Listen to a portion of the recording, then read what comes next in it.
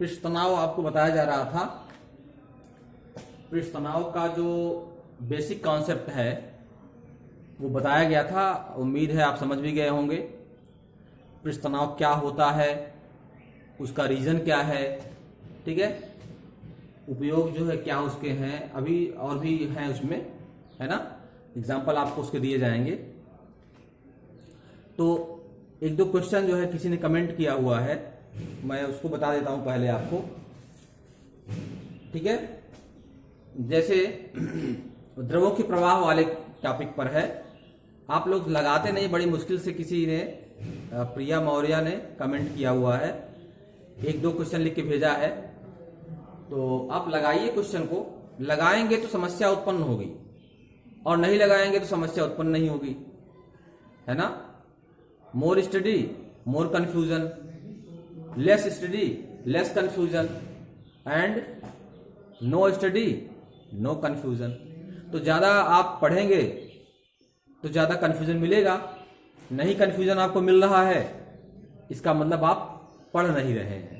Otherwise physics में confusion ना हो, फिजिक्स में जो है आपको सब आ जाए एक साथ, ये संभव नहीं है। बहरहाल एक क्वेश्चन है वही द्रव के प्रवाह वाले पर, सिंपल से क्वेश्चन है, सूत्र पर सीधे हैं। जैसे एक क्वेश्चन है, स्टील की 3 मिलीमीटर त्रिज्या की एक गोली स्टील की 3 मिलीमीटर त्रिज्या की एक गोली है ना, एक स्टील की गोली है, उसकी त्रिज्या कितनी है? 3 मिलीमीटर। स्टील के गोली की त्रिज्या कितनी है? 3 मिलीमीटर। 3 मिलीमीटर स्टील के त्रिज्या की, स्टील की गोली की त्रिज्या है। ग्लिसरीन में गिर रही है, किसमें गिर रही है? ग्लिसरीन में। जो द्रव हमारा है, क्या है द्रव? वो ग्लिसरीन है, समझ रहे ना। ये ग्लिसरीन द्रव है और उसी में जो है यह स्टील वाली गोली गिर रही है, ठीक है। इसकी त्रिज्या कितनी है? 3 मिलीमीटर है। तो पूछ रहा है कि इसका सीमांत वेग बताइए। जी का मान दिया 10 मीटर प्रति सेकंड पर। सीमांत वेग या सीमांत चाल भी पूछा हुआ है। देखिए इसमें सब ऊपर दिया हुआ है, क्वेश्चन में नहीं दिया है कुछ, लेकिन क्वेश्चन के ऊपर जब आप देखेंगे तो समरी में सब दिया है कि स्टील का घनत्व कितना है, जी का मान कितना है, श्यानता गुणांक कितना है, सब कुछ दिया है। ग्लिसरीन का श्यानता गुणांक, स्टील घनत्व क्या है, सब कुछ दिया हुआ है। तो वो मान वहां से आप रखेंगे। ये नहीं आप देखिएगा कि क्वेश्चन में नहीं दिया हुआ तो कहां से रखें। क्वेश्चन जो दिया गया है, क्वेश्चन के ऊपर, कुमार मित्तल की बुक का क्वेश्चन है ये, इसमें ऊपर सब दिया हुआ है, तो वो आप जो है रखेंगे। क्या क्या चाहिए आपको, पहले जो चाहिए उसको आप समझ लीजिए, इकट्ठा कर लीजिए। फॉर्मूला आपका है यहाँ पे 2/9 r square rho minus sigma into जी अपान ईटा। क्या क्या चाहिए इसमें आपको, जो चाहिए उसको इकट्ठा कर लिख लीजिए। पहले से आप त्रिज्या क्या दिया है? 3 मिलीमीटर, इसको मीटर बना लीजिए। मिलीमीटर को मीटर बनाना है तो 3 गुणे 10⁻³ मीटर हो जाएगा। 3 गुणे 10⁻³ मीटर, 1000 से भाग देंगे ना तो मिलीमीटर आपका मीटर बन जाएगा। 3 गुणे 10⁻³ मीटर हो गया है। रो क्या है? ये घनत्व है किसका? जो गोली गिर रही है उसका घनत्व है। स्टील गोली है ना, स्टील का घनत्व दिया हुआ है 8 गुणे 10⁻³ 8 गुणे 10⁻³ किलोग्राम प्रति घन मीटर, ठीक है। 8 गुणे 10⁻³ किलोग्राम प्रति घन मीटर। सिग्मा क्या है? ये डेंसिटी है द्रव का, जिस द्रव में वो गिर रहा है। तो जिस द्रव में गिर रहा है वो द्रव कौन सा है? ग्लिसरीन है। तो ग्लिसरीन का घनत्व चाहिए आपको, दिया हुआ है 1.2 गुणे 10⁻³ 1.2 गुणे 10⁻³ किलोग्राम प्रति घन मीटर। हो गया, सिग्मा हो गया। जी की वैल्यू 10 दी गई है पहले से ही क्वेश्चन में, जी की वैल्यू तो पहले दी गई है। ईटा क्या है? ईटा जो है वो श्यानता गुणांक है, ठीक है ना। ईटा क्या है, श्यानता गुणांक है 0.85 दिया गया है, 0.85 किलोग्राम प्रति मीटर सेकेंड। तो सारे चीज दी गई है, सब दिया गया है, केवल आपको रख करके सॉल्व करना है, रख करके सॉल्व कर लीजिए, बाकी दिया हुआ सब कुछ है। चलिए ये हो जाएगा v equal to 2/9 into R square है, आर की वैल्यू पता है ना, 3 गुणे 10⁻³ वर्ग इसका करेंगे आप तो हो जाएगा 9 गुणे 10⁻⁻।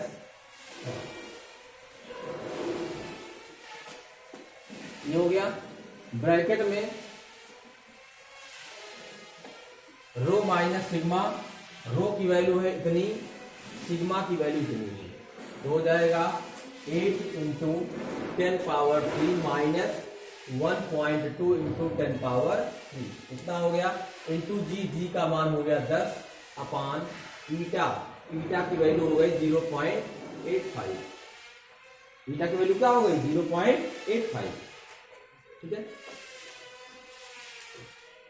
या v इक्वल टू हो जाएगा 9 से 9 कट जाएगा, हो गया ना, 9 से 9 कट गया, ये हो गया 2 इंटू 10⁻³ को यहां बाहर ले लीजिए, ठीक है, 10⁻³ बाहर हो गया और 10 यहां पहले से ही है, 10⁻⁴ हो गया, ठीक है।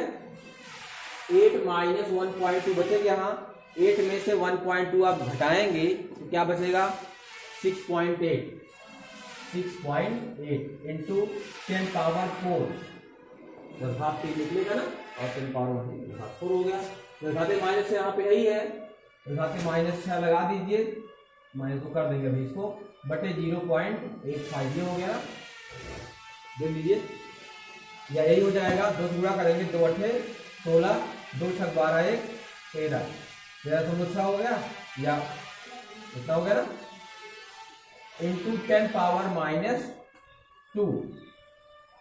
10⁻⁻6 है ये, 10⁻⁴ है, 10⁻⁻2 हो गया, बटे यहां हो जाएगा 0.85, इसको आप कर सकते हैं 0.135 ऐसे, 10 यहां जो आएगा 10⁻⁻2 है ना, 0.2 अंक लेफ्ट में आएगा, 0.136 हो गया, बटे 0.85, दशमलव को हटाना अगर है तो हटा दीजिए, इसको 135 पूरा कर दे रहे हैं और इसको 8 से 50 कर दे रहे हैं,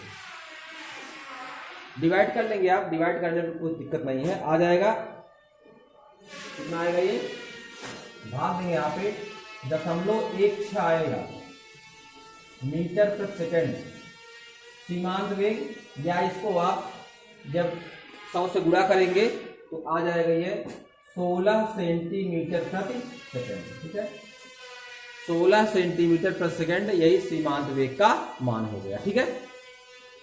तो कुछ नहीं किया गया, बस सूत्र में रख करके आप आसानी से गुणा भाग कर सकते हैं, लगा सकते हैं इसको, ठीक है ना, आसानी से आप गुणा भाग करके इसको लगाएंगे तो आपको मिल जाएगा।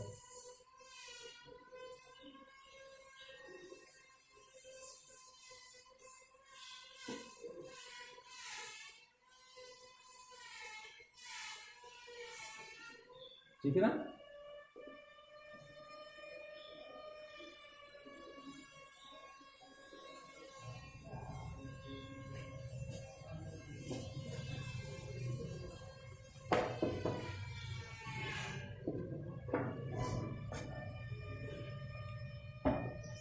चलिए एक क्वेश्चन और आया है, वो उस पे द्रवों के अविरतता के सिद्धांत पर है, क्या है, हाउस पाइप जिसका आंतरिक व्यास 2.1 सेंटीमीटर, एक हाउस पाइप है, असमान व्यास का ही पाइप है, एक हाउस पाइप जिसका आंतरिक व्यास है 2.1 सेंटीमीटर, ठीक है ना, 2.1 सेंटीमीटर ये व्यास है, आंतरिक व्यास, ठीक है, और जल इससे निकल रहा है 1.1 मीटर प्रति सेकंड की चाल से, यहां से निकलने वाली जल की चाल क्या है, 1.1 मीटर प्रति सेकेंड।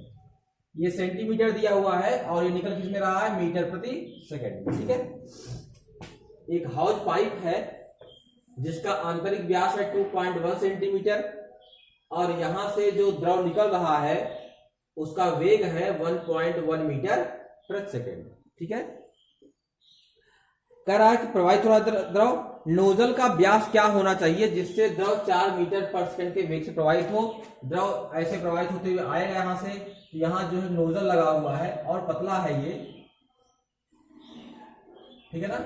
तो नोजल का छिद्र, नोजल का जो व्यास है, नोजल मतलब वही छिद्र जो है जहां द्रव निकलेगा, तो नोजल का व्यास क्या होगा वो पूछ रहा है आपसे।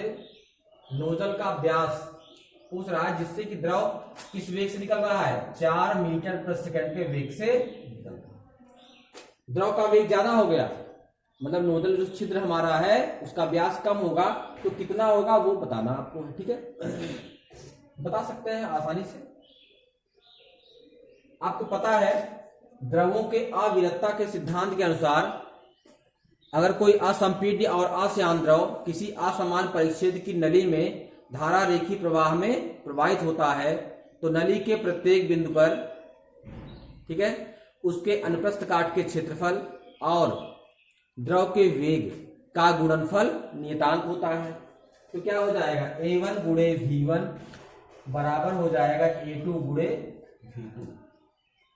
A1 गुणे V1 बराबर A2 गुणे V2। समझिए बात को। A1 जो है ये होता है पाई R1 स्क्वायर, त्रिज्या अगर R है तो वृत्ताकार क्षेत्र भाग का क्षेत्रफल होता है पाई R स्क्वायर, तो हो जाएगा यहाँ पर पाई R1 स्क्वायर गुणे हो जाएगा V1 बराबर A2 का मान हो जाएगा पाई R2 स्क्वायर गुणे हो जाएगा यहाँ पर V2। तो पाई R1 स्क्वायर इंटू V1 और ये हो जाएगा पाई R2 स्क्वायर इंटू V2। तो पाई से पाई क्या हो गया, कट गया। समझिए बात को। R1 क्या है, त्रिज्या, त्रिज्या पहले क्या थी, व्यास दिया गया ना, त्रिज्या निकाल लीजिए। तो 2.1 इंटू 10 पावर -2 ये सेंटीमीटर में व्यास है, इसको त्रिज्या बना लिया हमने। ठीक है, अब ये व्यास हो गया, माफ कीजिए, ये सेंटीमीटर में है जिसको मीटर बना लिया हमने। अब ये मीटर में हो गया। ठीक है, इसी का आधा कर देंगे जब हम, तो त्रिज्या मिल गई ना।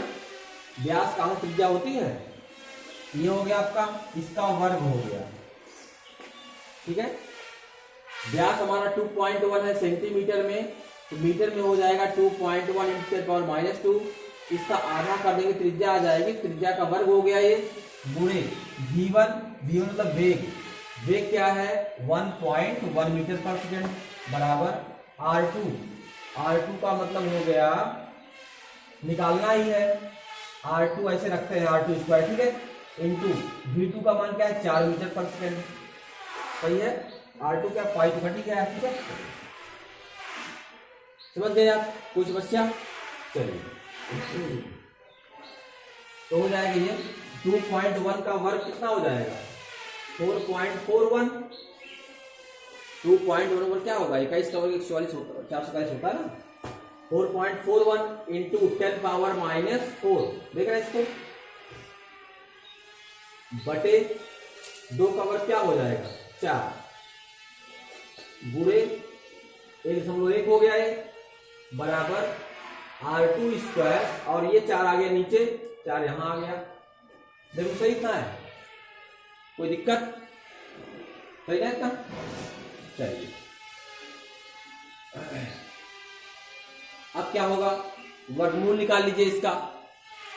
R2 बराबर हो जाएगा, इसका वर्गमूल आप निकालेंगे जब, तो 4.41 का वर्गमूल हो जाएगा 2.1, 10 पावर -2 का वर्गमूल हो जाएगा, 4 वर्गमूल हो जाएगा 10 पावर -2 बटे 4 इंटू 4 है आपका, तो हो जाएगा ये 16 का वर्गमूल हो जाएगा 4।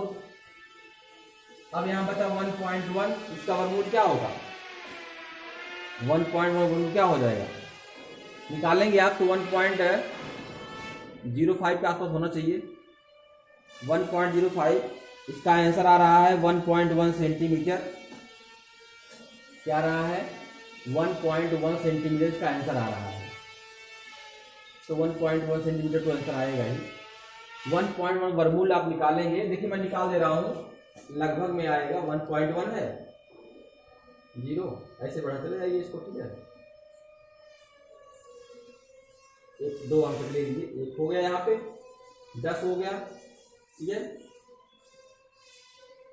2 हो गया, पॉइंट जाएगा, 0 हो जाएगा, 0 हो जाएगा, 2 निकाल लीजिए आप इसको, ठीक है। 204, 4 तो 16, 5 10, 4, 1.04 आ जाएगा। 1.04 आ जाएगा, तो हो जाएगा R2 बराबर, यहाँ हो जाएगा 1.04, है ना, ऐसे लिख देंगे। तो R2 इक्वल टू क्या हो जाएगा, कितना हो गया ना, 2.1 इंटू, अच्छा गुणा कर दें इसका, गुणा कर दें इसमें, ठीक है। तो क्या हो जाएगा ये, गुणा करेंगे इसका तो 21 चौक हो जाएगा 84, होता है ना, और 21 से क्या हो जाएगा 21, दशमलव कहाँ लगेगा, यहाँ पे लग जाएगा, बटे 4 हो गया, गुणे 10 पे माइनस, समझिए बात को। ये क्या निकला आपका, R2 निकल रहा है, ये R2 निकला, ठीक है। तो क्या निकलेगा, ये त्रिज्या निकल रही है। क्या चाहिए आपको, आपको व्यास चाहिए ना, तो व्यास त्रिज्या गुना होता है, आपको नोजल का व्यास चाहिए, इसका इसमें 2 से गुणा कर दीजिए, व्यास निकल जाएगा। जब 2 से गुणा करेंगे तो 2 इंटू 2.184 इंटू 10 पावर -2 अपान 4, ऐसे करेंगे तो 2 2 जा 4 हो जाएगा, 2 से डिवाइड करेंगे तो 2 1 जा 2, ठीक है। पॉइंट यहाँ पर 18 है तो 0 ले जाएंगे 9, 2 9 18 हो जाएगा, 1.092 आएगा इंटू 10 पावर -2, तो 10 पावर तो क्या आएगा, ये मीटर में आ रहा है, व्यास मीटर में आ रहा है, ठीक है। सब कुछ आपने मीटर में रखा हुआ है। सेंटीमीटर में करेंगे तो 1 मीटर में 100 सेंटीमीटर, 100 से गुणा कर देंगे तो आपका ये हट जाएगा, तो आएगा ये 1.092, ये किस में आएगा, ये सेंटीमीटर में आएगा। एक अंक तक लेंगे तो क्योंकि यहाँ पर 9 है तो 9 को हटा करके आप यहाँ एक जोड़ देंगे तो 1.1 हो जाएगा, तो कितना हो जाएगा 1.1 सेंटीमीटर, ये नोजल का व्यास हो जाएगा। क्या हो जाएगा, ये नोजल का व्यास हो जाएगा। कोई दिक्कत? तो ऐसे आप क्वेश्चन लगाएंगे, सूत्र पर ये बस गुणा भाग करके निकालना आपको है, अलग से आप कुछ नहीं करना है इसमें, ठीक है। गुणा भाग करके निकालना ही केवल है आपको, अलग से आपको कुछ इसमें से दिमाग नहीं लगाना है, ठीक है। पृष्ठ तनाव से संबंधित कुछ घटनाएं मैं आपको बता दे रहा हूं, बहुत लंबा तो नहीं हो पाएगा आज, एक कुछ घटनाएं मैं बता दे रहा हूं। पृष्ठ तनाव वाला चैप्टर चल रहा था। देखिए, आपको पता है कि पृष्ठ तनाव या सरफेस टेंशन किसी भी द्रव का वह गुण होता है जिसके कारण वह अपने पृष्ठ के क्षेत्रफल को कम से कम रखने का प्रयास करता है, न्यूनतम रखने की प्रवृत्ति रखता है। इसके एग्जाम्पल आपको चाहिए, कारण तो बता ही दिया था क्यों रखता है, एग्जाम्पल आपको चाहिए। तो जैसे नंबर 1 एग्जाम्पल, जैसे आप अगर किसी कांच की खोखली पाइप है उसको आप गर्म कीजिए, उसका जो खुला वाला सिरा है पाइप का उसको गर्म करेंगे तो वो पिघलेगा, कांच है गर्म करेंगे पिघलेगा ना, तो पिघलेगा तो उसका आकार कैसा बनेगा, कांच पिघलेगा, पिघलाएंगे तो उसका आकार जो है गोलाकार बनेगा और वो उस छिद्र को भर लेगा। जब कांच पिघलता है, पिघलने के बाद वो फैलता नहीं है कि लंबा लंबा होकर के गिरना शुरू कर देगा। भाई तेज अगर पिघलाएंगे, ज्यादा पिघलेगी मात्रा में, तब तो वेट ज्यादा हो जाए, गिरेगा ही। लेकिन आप धीरे धीरे पिघलाएंगे, थोड़ा थोड़ा कांच पिघलेगा तो उसका रूप कैसा बनेगा, गोलाकार होगा। तो पिघला हुआ जो कांच है वह गोले का रूप धारण कर लेता है। क्यों? क्योंकि गोले के पृष्ठ का क्षेत्रफल जो है वो कम होता है, ठीक है। दिए गए आयतन के लिए गोले के पृष्ठ का क्षेत्रफल सबसे कम होता है। आपसे कहा जाए कि 100 घन सेंटीमीटर आयतन की एक वस्तु बनाइए, 100 घन सेंटीमीटर आयतन की एक वस्तु बनाइए जिसके पृष्ठ का क्षेत्रफल कम हो, कम से कम हो। तो आप 100 घन सेंटीमीटर आयतन में घन भी बना सकते हैं, घनाभ भी बना सकते हैं, शंकु बना सकते हैं, बेलन बना सकते हैं, गोला बना सकते हैं। लेकिन उसमें घनाभ में 6 पृष्ठ होते हैं, बेलन में वक्राकार पृष्ठ होगा, ऊपर का पृष्ठ होगा, नीचे का पृष्ठ होगा, समझ रहे बात को। तो दिए गए आयतन के लिए जितने भी आपकी आकृतियां बनेगी उसमें सबका पृष्ठ का क्षेत्रफल ज्यादा होगा, सबसे कम किसका होगा, गोले का होगा। इसलिए जो चीज पिघलती है वह गोले का ही रूप धारण कर लेती है। समझ रहे हैं? कांच की जो गोली होती है, जो आप खेलते हैं, कंचा खेलते हैं ना, कांच की गोली होती है, तो कांच की गोली ठोस रहती है ना, तो ठोस गोली वो काट के नहीं बनाई जाती है, पहले पूरे कांच को पिघलाया जाता है, फिर उस कांच को आप बूंद बूंद के करके एकदम पूरा वो पिघली अवस्था में गर्म रहता है, उस गर्म कांच को जो पिघली अवस्था में रहता है उसको बूंद बूंद करके ठंडे पानी में टपकाते हैं, गिराते हैं। जैसे आप लड्डू की बूंदी ऐसे छानते हैं ना, वैसे गिराते हैं। तो जैसे ही पहुंचेगा ठंडे पानी में वो गर्म होकर ठोस बन जाएगा, और ठोस बनने पर कौन सी आकृति ग्रहण करेगा, वो गोलाकार आकृति अपने आप बना लेता है, क्योंकि गोले का क्षेत्रफल सबसे कम होता है। समझ रहे हैं? तो कांच की गोली का बनना वो पृष्ठ तनाव की घटना पर ही आधारित है। समझ रहे बात को? या कांच की नली को आप जब भी पिघलाते हैं तो गोलाकार आकृति उसकी हो जाती है, ये भी उसी का एग्जाम्पल है। समझ गए? अच्छा, जल की सतह पर अगर आप किसी छोटी सी सुई को, समझ रहे हैं, छोटी सी सुई को रख दीजिए तो क्या होता है, छोटी सुई नहीं डूबती, मतलब वैसे सीधे छोड़ देंगे तो डूब जाएगी। छोटी सुई, महीन वाली बात कर रहा हूं, अगर रख देंगे तो डूब जाएगी। लेकिन अगर किसी सोख्ते पर, सोख्ता ले लीजिए, उस सोख्ते के ऊपर उस छोटी वाली सुई को रख दीजिए, उसके बाद क्या करेंगे, धीरे धीरे जो है वो पानी की सतह पर रख दीजिए, तो सोखता धीरे धीरे क्या होगा, पानी को, उसको वो सोखेगा, पानी को, भारी हो जाएगा, भारी होकर वो नीचे आएगा। जब नीचे आएगा तो सुई जो है जल की सतह पे आ जाएगी। जब सुई जल की सतह पे आ जाएगी तो वो जल की सतह पर एक छोटा सा गड्ढा बनाएगी, है ना। कैसा गड्ढा? अरे क्योंकि सुई अपना भार तो वहां रखेगी, तो जब भार रखेगी, गड्ढा बनाएगी, द्रव को विस्थापित करेगी, द्रव को दूर हटाना चाहेगी। जब दूर हटाएगी द्रव को, द्रव का क्षेत्रफल बढ़ेगा, लेकिन द्रव चाहता है कि क्षेत्रफल कम से कम रहे, तो द्रव में अंदर की तरफ एक तनाव बल लगा रहता है, उसी को तो आप पृष्ठ तनाव कहते हैं। ठीक है, तो उसी पृष्ठ तनाव बल के कारण जो है सुई को वह ऊपर उठाए रखता है, सुई को डूबने नहीं देता।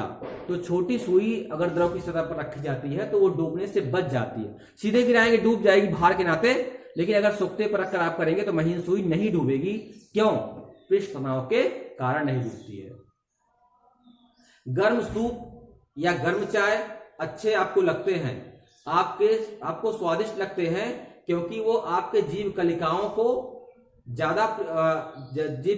के ज्यादा क्षेत्रफल को ग्रहण करते हैं, जीव के ज्यादा भाग को कवर करते हैं और अंदर तक पहुंचकर आपको आनंद देते हैं। तो गर्म वस्तुएं आपको अच्छी लगती हैं, ठंडी वस्तुएं अच्छी नहीं लगती हैं। समझ रहे हैं? चाय गर्म होने पर अच्छी लगेगी, ठंडी चाय हो जाए तो पीने का मन नहीं करेगा आपको। गर्म सूप अच्छा लगेगा, ठंडा सूप अच्छा नहीं लगेगा। गर्म जल कपड़ों की अच्छी सफाई कर देता है, क्योंकि जल को आप गर्म करते हैं तो पृष्ठ तनाव घट जाता है। किसी भी लिक्विड को गर्म करने पर उसका सरफेस टेंशन घट जाता है, या उस लिक्विड में कोई इंप्योरिटी हम मिला देते हैं, अशुद्धि मिला देते हैं तो भी घट जाता है। जैसे जल में हमने सर्फ मिला दिया, साबुन मिला दिया, कुछ मिला दिया ऐसे, तो क्या होगा, उसकी जो वॉशिंग क्षमता है वो बढ़ जाती है, क्योंकि उसका जो पृष्ठ तनाव है वो घट जाता है। समझ रहे इस बात को? तो इसलिए वो कपड़ों के अंदर रेशों तक पहुंच करके उसकी अच्छी सफाई कर देता है, मैल को वो बाहर निकाल देता है। ये सब क्यों होता है? पृष्ठ तनाव से संबंधित घटनाएं हैं। कपूर जो है, एक घटना और बता दें आपको, अच्छी घटना है। कपूर जल की सतह पर तैरता रहता है, नाचता रहता है। अगर आप किसी चौड़े से बर्तन में पानी ले लें और कपूर को जल की सतह पर डाल दें, तो आप देखेंगे थोड़ी समय कपूर यहां रहेगा, फिर घूमकर कपूर यहां चला जाएगा, फिर घूमकर कपूर यहां आ जाएगा, फिर यहां आ जाएगा। तो जल की सतह पर कपूर जो है वह नाचता हुआ प्रतीत होता है। जल की सतह पर कपूर नाचता हुआ प्रतीत होता है। क्यों? क्योंकि जहां पर कपूर को आप छोड़ देते हैं तो धीरे धीरे नीचे घुलता है ना, वो कपूर नीचे घुल जाता है। जब कपूर नीचे घुलेगा तो उस स्थान का, जहां पर वो घुलेगा, उस स्थान का पृष्ठ तनाव कम हो जाता है अपेक्षाकृत वहां के जिससे वो थोड़ा सा दूर है। तो जहां पर नहीं घुला हुआ है वहां का पृष्ठ तनाव ज्यादा होता है और यहाँ वाला कम हो गया जहां घुला हुआ है, तो वह अपनी ओर अट्रैक्ट कर लेता है। इसलिए कभी यहाँ पर रहता, कभी वहां जाएगा तो वहां भी घुल जाएगा। जब वहां घुल जाएगा तो वो पृष्ठ तनाव वहां भी दूसरी ओर ज्यादा है, वहां चला जाएगा। तो बार बार जो है कपूर घुलता रहता है और उसका पृष्ठ तनाव घटता रहता है, तो वो दूसरी जगह पर आकर्षित होता रहता है, नाचता रहता है। तो कपूर का जल की सतह पर नाचना किसका एग्जाम्पल है? पृष्ठ तनाव का एग्जाम्पल है। ये पूछा जाता है, जो परीक्षाएं होती है, एग्जाम्स जो होते हैं आपके जीके में, जीएस में, पेपर में पूछा जाता है कपूर का जल पर नाचना किस घटना का उदाहरण है। तो उसमें कौन सी घटना लगाएंगे आप? पृष्ठ तनाव लगाएंगे। समझ रहे बात को? तो ये सारे एग्जाम्पल जो है वो आप याद रखिएगा। ठीक है, इन सब एग्जाम्पल से आप सिद्ध कर सकते हैं कि कपूर जो है, माफ कीजिएगा, पृष्ठ तनाव जो है द्रव में लगता है, प्रत्येक द्रव में लगता है, और कुछ द्रव में ज्यादा होता है, कुछ में कम होता है। अब इससे संबंधित कुछ और घटनाएं आपको जो है वो हम अगले वीडियो में बताएंगे। ठीक है।